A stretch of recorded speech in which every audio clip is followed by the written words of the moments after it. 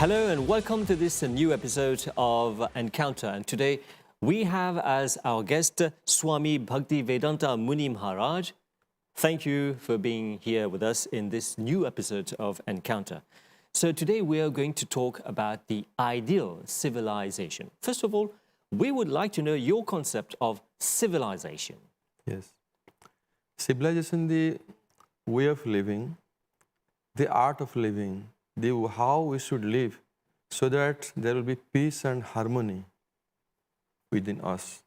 So in my understanding, that is civilization. Peace and harmony. Yeah, should be the main goal. Oh, yes, this is the main goal. But today we are living in a world where you see there are many conflicts, wars going on, and in some places people are dying, suffering, no peace at all. Yeah. How do we reach there? Because the modern civilization which we see now, it is not ideal civilization. I think they have lost the goal or the lack of understanding what is civilization. That's why it is very, very necessary for us to know what is real civilization, what is ideal civilization. Then we can lead our life like that. We can structure our society like that. Yeah, so you gave the explanation about the ideal, civilization where people live with a goal to achieve peace and harmony and live together. But conflicts do arise. People do not agree with them. We've seen that in the past. The biggest example is the Mahabharata, where, brothers, cousins, they fight. So what causes all that? When there will be the goal is not to attain some spiritual benefits. When our goal is to attain some material benefits, like we need property, money, sense enjoyment is the goal, then these conflicts will happen. When our goal will be to self-realization, our ultimate salvation in our life, that will be how we'll be free from the anxiety of the life, how we'll be free from the cycle of birth and death. When our goal is this, then naturally we'll all follow the spiritual path and will follow the religious principles. Swamiji, we all know that we are born in this world and someday we'll leave it.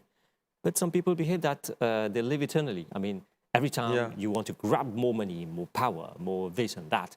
And what is lacking in people realizing that someday we're going to live peacefully? What is lacking to make people understand that? Because they think that they are this body. So they are busy after fulfilling the immediate requirements or the bodily pleasure. But actually we are not this body. The body is temporary and we are spirit soul. So if our goal should be based on our living will be based on spiritual principles, then naturally we'll be in disciplined life. Okay. We'll be in peace and harmony. So what are the principles of an ideal civilization? The principles are, we get the inspiration from the teachings of Supreme Lord Krishna himself, or Lord Ram, from Ramayana and from Bhagavad Gita. We get those principles of religious principles. So this is meant for the human life. So if you adopt those principles in our life, then we'll be really happy in our life. Now we see, we were talking about the civilization. People believe that the more modern you get, this is civilization. And nowadays, technology is there to facilitate a lot of people's lives. More machines, more sophisticated communications. Artificial intelligence is coming. Everyone is using that. Is that part, or should we adopt that, or should we reject it? Very good question. We should not reject that. These are advancement. We see these are technologies are very good, but we should use these technologies for our ultimate benefit. But we should not forget our goal. We should not think that permanently we live. So we should adopt these technologies, but same time we should follow the principles of Bhagavad Gita, that we are spirit soul, one day we'll die. So we should try to cultivate spiritual knowledge, and the way of living should be based on the principles given by Bhagavad Gita. Okay, what are those principles, Swamiji? Like we see in this society, there is 4 orders. Like we see that one is a student life, brahmachari life, one is marriage life, one retired life, and renounced life. So these are 4 brahmachari, grihastha, banapast, sannyas. This is 4 types of religion, like life, standard of life. So when we are brahmachari, we should follow properly the principles and we should be educated by proper guru, and like Gurukul life in previous ancient times. So those who are realized souls, those who are really advanced in spiritual knowledge, we take education. So the rest of life, we can lead properly ourselves and we will not be in ignorance, accumulate wealth, money and like that. And we end up by suddenly will die. Similarly, marriage life, it should not be like cats and dogs. Like just any time, just to have sex and enjoy the material life, get sensual pleasure. That should not be the goal of marriage life. Marriage life should be based on the discipline life. We should be properly control our senses so that we can beget proper children. The progeny should be pure, so that those will be our children. They will lead the society. They will have all the good qualities, godly qualities. If you just beget children like this without controlling your senses, without following religious principles, that those children will be born. There will be unwanted population, unwanted progeny. So those will be very, very harmful for the society. So like this. And retired life. The marriage life is not forever. You should certain time of life, then you should be retired from your family life and you should cultivate your life with spiritual principles like more meditate or chanting, will be some self-realization, no more in sense enjoyment. So that is like a retired life and renounced life. So when you are like this, following the proper stage of life, you are following certain way of living, then naturally it will be balanced. It will not be a chaotic or disturbed society. Yes. Because nowadays nobody is following all these principles. So they just do as they like. So that's why we see the disturbance in the society. Yes, so Swamiji, you have said it. It seems very simple, but how to get people to know it? I mean, we're born children, we go to school, and these are not taught in schools. We have programs like this. Okay, this is Mauritius. I mean, how to get people know it and then follow those principles? I think we should adopt Bhagavad Gita with our education in our syllabus. Bhagavad Gita and Ramayana. Because our education, whatever we are studying in school, but what our superiors teaching us or other guardians, they are not educated. They are educated in mathematics, geography, physics, chemistry, and all these technologies. But these are not enough. I'm not telling that they are totally zero. They're not enough to build somebody's character. Yes. There's not enough to guide somebody that somebody will not become a thief, will become a saintly person, will somebody become truthful, somebody will become self-controlled, somebody will can control his senses and mind. So we cannot build a gentleman, we cannot build a sober man by this type of guidance. Yeah. So we should know that everybody's responsibility. They should be educated properly with religious principles and the teachings of Bhagavad Gita adopt in their life. They can guide others so that the society will gradually become purified and will become an ideal society. Very first, you spoke about peace and harmony. This is very ideal. We all want that. But we know we're not living in this kind of world. We're surrounded with people who have different beliefs, different philosophies.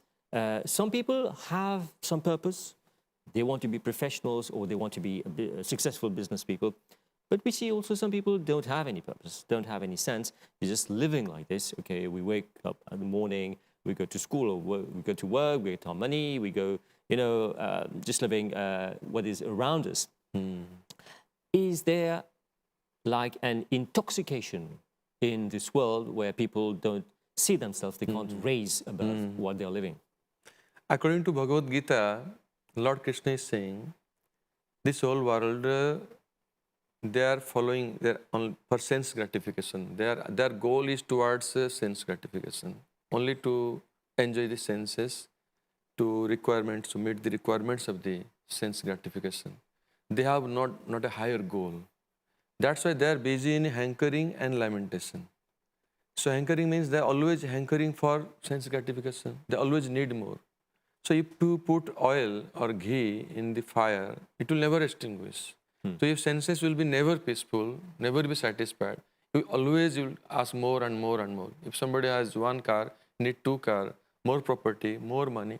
So this is the unsatisfied condition. The whole life goes through like this. This is called hankering always. And lamentation. Always if anything we lose, we don't have, we lament for that. So our life is busy in hankering and lamentation. It's not a peaceful life. If we believe in karma, this Krishna is speaking law of karma. Whatever you have, be satisfied. Whatever you have done from past life, you just get those fruits, be satisfied with it, manage with it, and you fix your goal that how you can make the human birth successful, not these material requirements.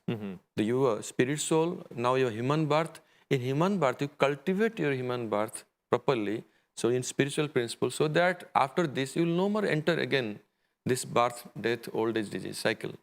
So then you will have a peaceful goal and you will never have any disturbance in your life. Right.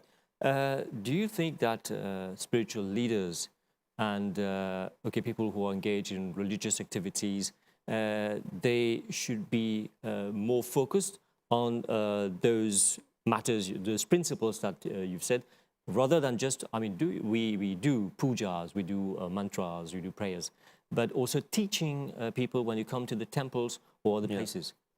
Yes, spiritual leaders, those who are gurus or spiritual leaders, it is their responsibility to preach. But I think it is not enough because they are in the temple or in their ashrams. Yes. But our guardian, like Parents. Father, parents, mother, the social, the teachers, professors, all should be educated in spiritual life so that they can properly guide everyone else. Otherwise, people will think that this is my material life, this is my spiritual. They can reject. If every whole society, your family members, your superiors, your neighbors, they live their life in a spiritual life. So it will be ideal and everybody will be protected. Swamiji, my last question. Do you think someday we will have this ideal civilization you just spoke about? It's possible. Like you see the Lord Ram. At the time of Lord Ram, it was Ram Rajya. The whole world was called Ram Rajya. This is the kingdom of Lord Ram. If our leaders, like our president of the country, or the leaders, they're all following them, like Lord Ram, personality like Lord Ram. If everyone will follow Lord Krishna, Lord Ram, and certainly one day our society will be like that, very peaceful and harmonious society. We hope for that. Swami Bhakti Vedanta Muni Maharaj, so thank you very much for this first part of this program, and we will see you next time in a new episode of Encounter. So dear viewers, do not miss the second part of this interview. Thank you very much. See you next time.